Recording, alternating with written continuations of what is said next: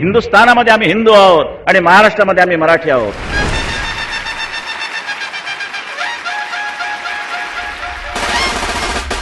मनामध्ये माझ तरी आपण मुजोर नाही, दिसतो साधे भोळे तरी मनगट कमजोर नाही. आपल्याला लढायचा कुणामध्ये जोर नाही, आपल्या एवढी कुणाचीही निष्ठा कठोर नाही. महाराष्ट्र वाचवण्या मतभेदा दूर टाकले,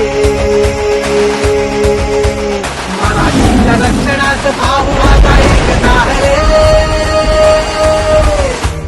पक्ष आपला, पक्ष आपला, पक्ष आपला ठाकरे.